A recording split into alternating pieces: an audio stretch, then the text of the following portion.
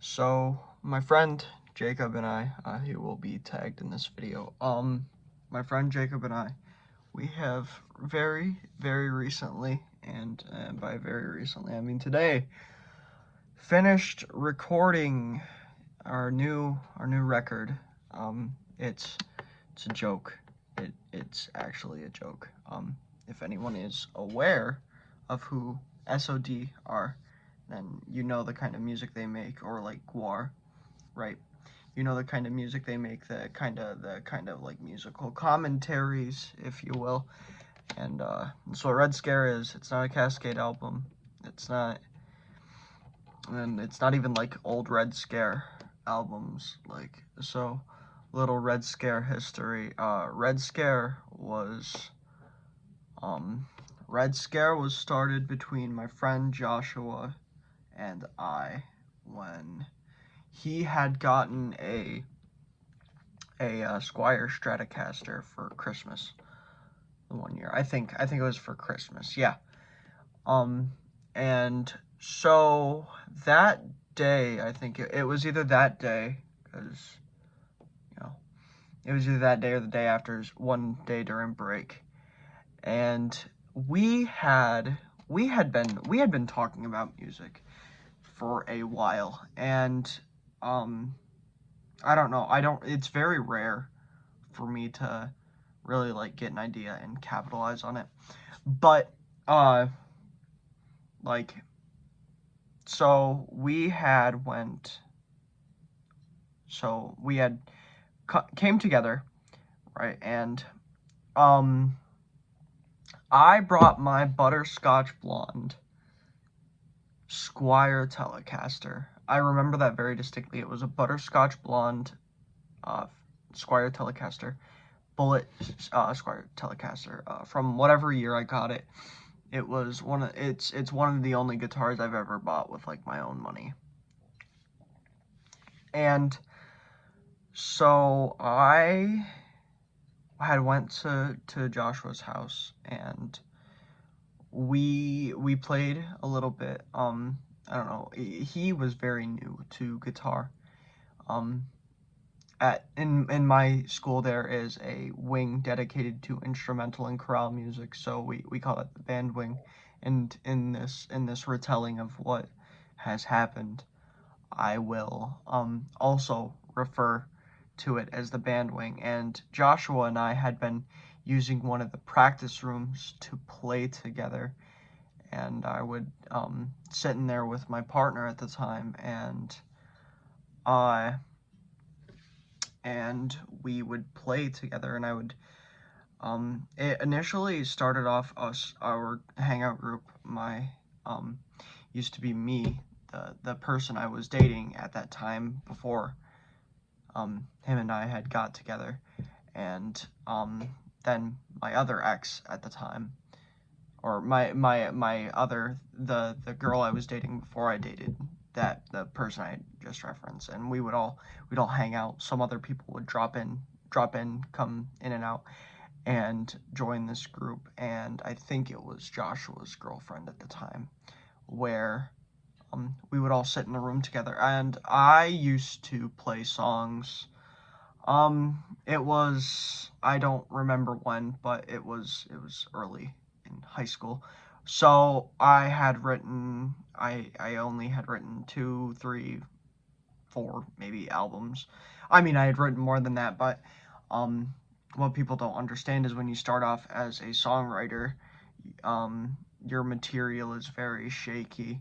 Like, when you're physically writing music, well, I can't speak for everybody, but I can speak for myself, and so I will. And so when I was physically writing music, what I noticed is I made a lot of mistakes. Like, I would forget a sharp symbol in a chord, or I would, um,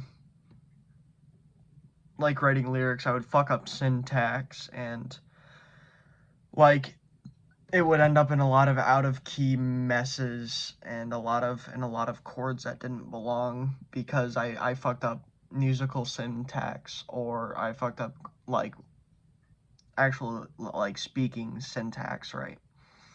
And it takes a while to really get into it takes a while to really like actually get into songwriting and doing it consistently and doing it well enough to where you're able to play like songs you've written for other people. And I started writing music because of a girl I had been dating. And I know a lot of people may say that, and a lot of people may say what they will about that. And like I used to listen to Panic at the Disco very religiously. Panic at the Disco was my favorite band for a very long time, and I still admire them greatly. But like I don't know what inspired me more, but my father had began teaching me guitar. I think it was like 14.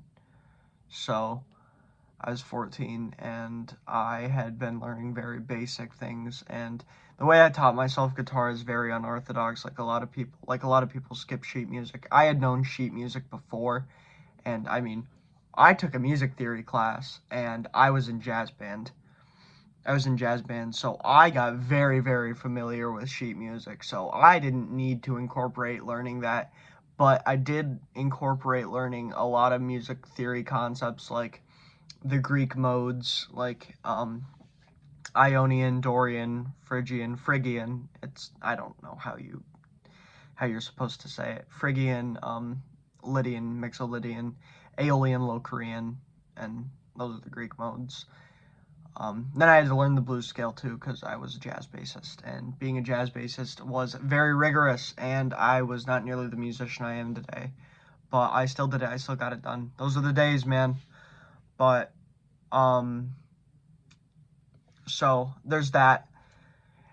I taught myself a lot of chords. I taught myself chord shapes very early instead of just learning songs and like getting my tactile skills up. Like I am not the most technically gifted guitarist, just like I'm not the most technically gifted in a lot of things I do.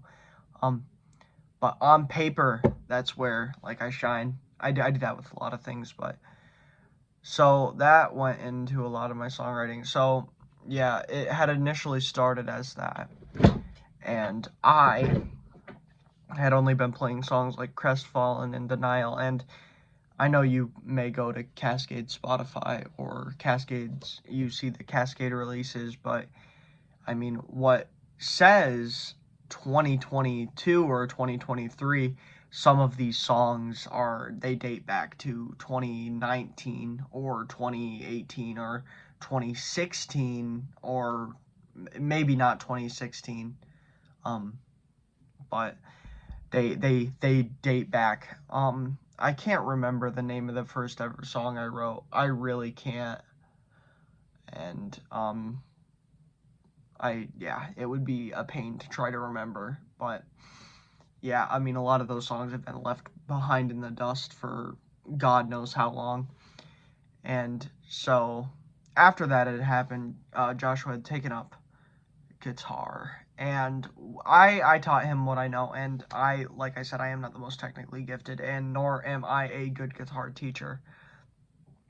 But eventually we picked up some steam, and those sessions going over to his house while he had been learning on his own time, they eventually turned into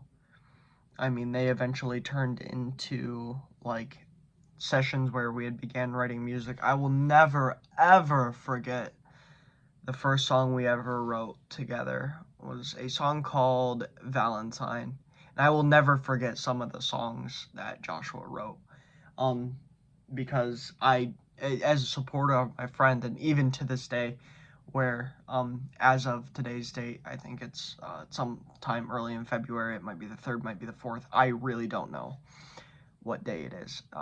Every day kind of blends together, but um, I will never forget some of the songs. Cinder, Halloween Again, which I mean, Halloween Again is a later TV Static song, and even to say TV Static, because Joshua's solo project, TV Static, wasn't TV Static for very long before he denounced all of his music and ordered me to take it down, which, I mean, I'm more than happy to oblige. It's his music, right?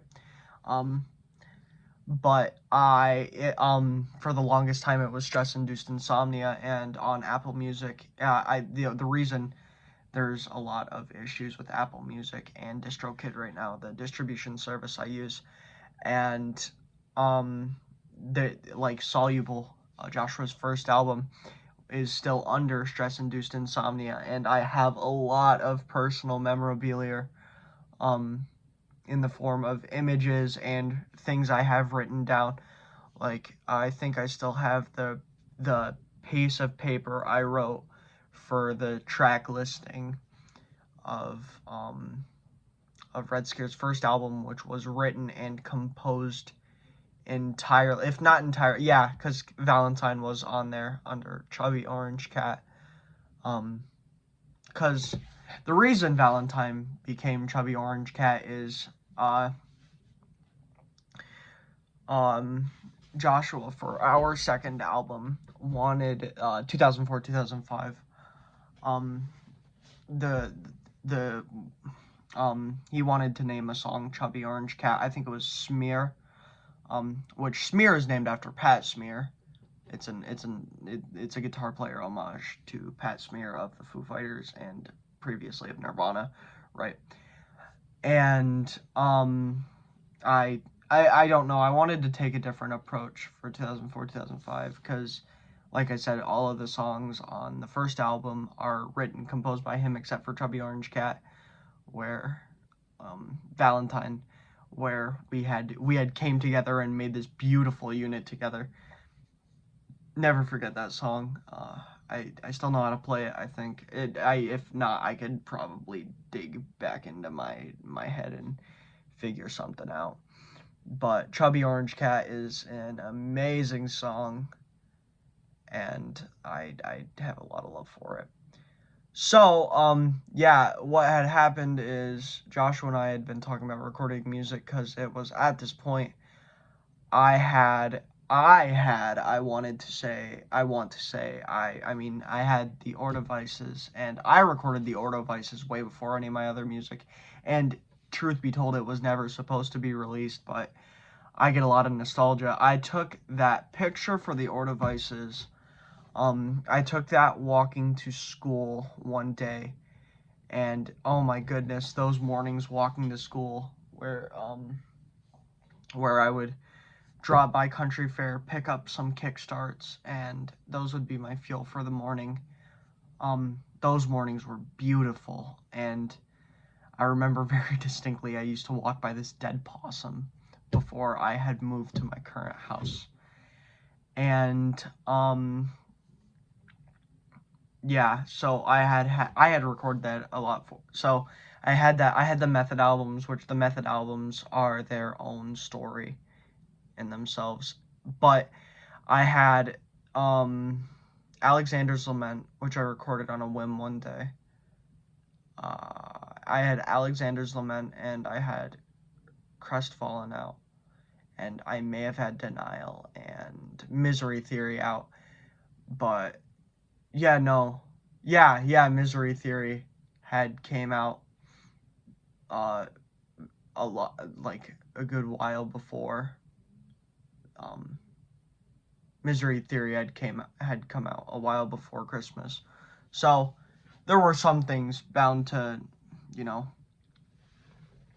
some things were bound to be released before. I can't remember all of them because I have a lot of releases, truth be told. So I started publishing in February that year, so it had been up into December. So yeah, Joshua started recording the first Red Scare album, and the first Red Scare album was released, I think maybe sometime in the summer, because the summer is when we really ramp things up, because I mean we had off, right? And I was working at Burger King at the time, and everything was really cool. I actually really miss how everything worked out then. a lot of the shit in my life is a lot different now. But there was that. So after that had happened, after the first Red Scare album was released, and I like the first album, don't get me wrong. I admire a lot of the songwriting, and I did very little to touch the production because I wanted it to be raw. Pause. I wanted it to be raw, but yeah, I wanted the next album to be more of a collaboration unit, and I had suggested a solo project for Joshua, to which he took an amazing step forward, recorded Soluble, and he recorded Soluble, the one after that, Elliptical, then after Elliptical is Brainstorm, I think. I think I'm missing an album, maybe, but those are the three I remember the best, and I don't know why he stopped making music, but that's another video, right? If that, I don't. But so that had happened. We released a second album, and things never really picked up for Red Scare the way I wanted them to. We got Live from Joshua's Bedroom recorded. Or the first Live from Joshua's Bedroom recording was done a lot earlier than Red Scare was ever even an idea, really. But the second Live in Joshua's Bedroom was recorded, and everything went really, really well, and I am really happy that got pushed out because it was a really good experience. Live from Jacob's Bedroom, an album of mine that Jacob produced and mixed, is still one of my favorite releases because it's got so much personality, but it's also really well mixed, and everything is done really well on Jacob's part, and also my performances of the songs are really lively and a lot more put together than they were in, I think, a lot of the studio versions, but I digress. So yeah, Red Scare never really picked up again. We recorded some songs. We recorded Rapture.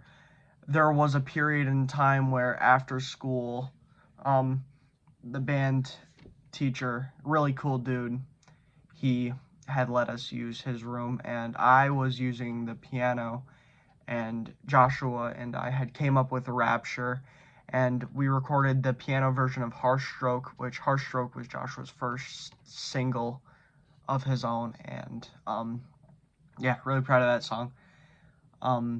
Harshstroke turned out pretty good. I'm pretty happy with that result. But we recorded the piano version of that, and I don't know, there was a really good period of time for me where, like, I mean, I haven't played an actual, I mean, I have a keyboard, but I haven't played an actual piano in a very, very long time, and I really wish I could because I love playing the piano. I think the piano is a beautiful instrument, and I wish I could get better at it, but things come with time, right? It's like drumming. Like I got an electric drum kit, and I've been working on that. But we got that recorded. I had recorded the skeleton of some outtakes.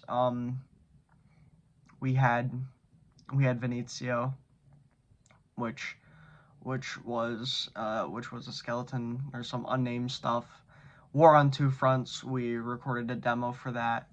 War on Two Fronts is I like that track a little bit. Gwendolyn, and I think Gwendolyn's a very pretty song as well. But there's a couple other songs I'm forgetting, but that was the end of Joshua's tenure with Red Scare, and I mean Red Scare was never intended to be a social or like a solo project. I never wanted it to be that. Although Intrusive Thoughts, when that came out, it was very egocentric for me. Admittedly, it was kind of a spiteful release where it was my middle finger to all my past projects and how everything had convoluted very dark time in my life, and I was very tired of being a musician, and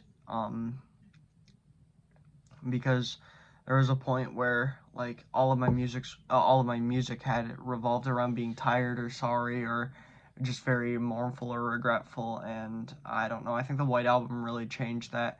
The White Album turned music back into an artistic expression instead of me trying to pump things out, and it's been a very healthy music. It's been a very healthy music, um, just a very healthy release schedule for me ever since.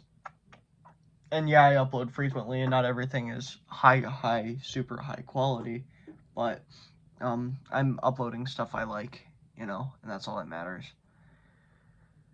So, um, Unreleased and Unfinished gets released. It's a compilation of what, wasn't released and what wasn't finished.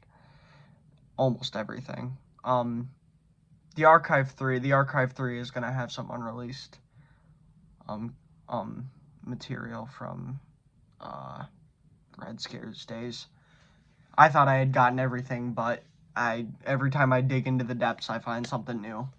And so that's going to be in the Archive 3. Aside from Method, the only series of albums is the Archive. I guess you could call the Welsh name stuff, like the Siluris and the Ordovices, and Cymru, all named after Wales and whatnot. I got Gruffydd ap Llywelyn. Yeah, glad I made that song. An homage to the first Welsh king. I think I have a new song called Cadwallader, based off of, Cadwallader's dragon.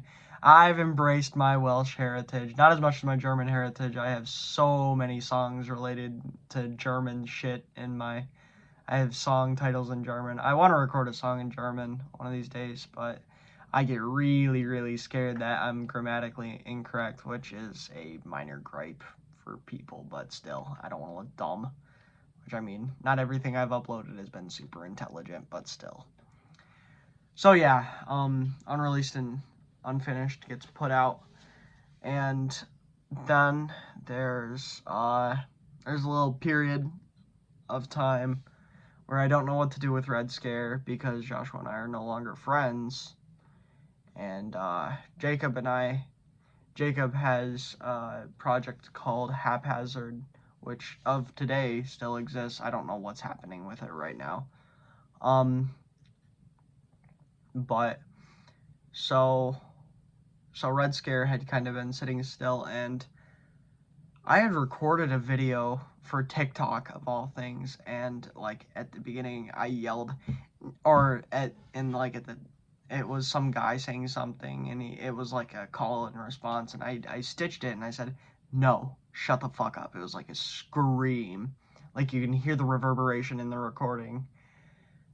And I had isolated that part of the video, and I put it into audio. I put distortion on it, and I'm like, I could record a guitar riff after this, and it's all just stock. It's stock garbage. And it's all stock garbage, and it's my middle finger to everything, and it's super edgy and super emo, but it's me. It's got the EB personality, and it's exactly what you would expect out of a frustrated teenage boy, and like just unrestricted access to a guitar and the ability to publish music. And Jacob and I had been talking, and I mean he's as much like I said, Red Scare is never designed to be a social or a solo project, and as far as I'm concerned, him, Joshua, anybody that wants to be a part of Red Scare is as much a part of Red Scare as I am. I claim no ownership over the band. It is whatever you want to make it, right?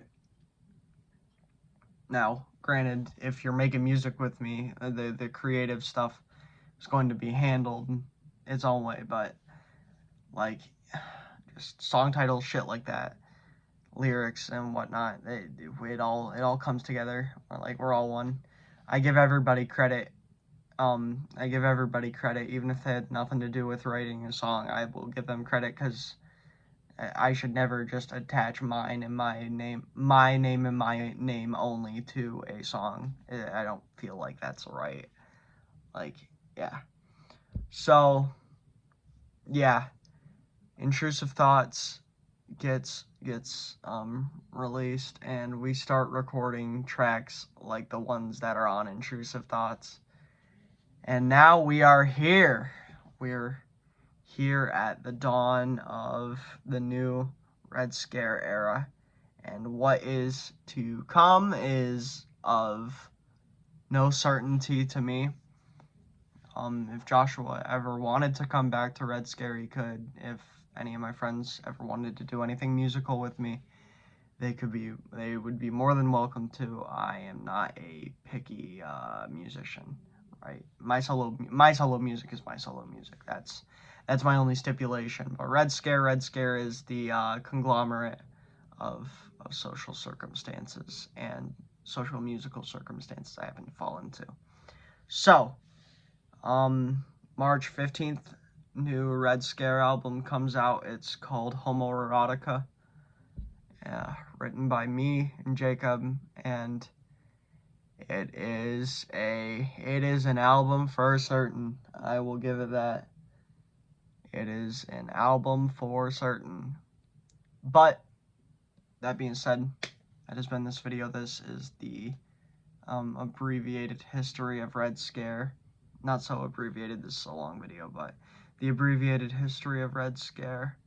My name is Evan, and yeah, if you ever get the aptitude to, please listen to my music if you are into emo shit, or if you like Red Scare, if you like that hardcore shit. Unless you listen to like the second album, then my solo music might actually be more for you. I don't know. I would encourage you to listen to Joshua's music, but that currently does not exist. But if it does ever come back into existence, even if I Am Very Happy Records has nothing to do with it, record label ran by yours truly. It's not even really a record label, but everything that I publish is published under I Am Very Happy Records, so it is as much of a record label as you want it to be. Even if whatever project he does in the future is not released under I Am Very Happy Records, I encourage you to listen to that. Joshua, if you ever stumble across this video, get back to writing music. Yeah, release shit. Jacob, if you watched this far, then you're cooked. And can't wait to write more music with you, buddy. Finish that song so I can upload something to Haphazard, because I spend $70 on a DistroKid just to have most of my artists that I pay for not publish anything. So, that being said, that's all I have. Take care, folks. Do svidania.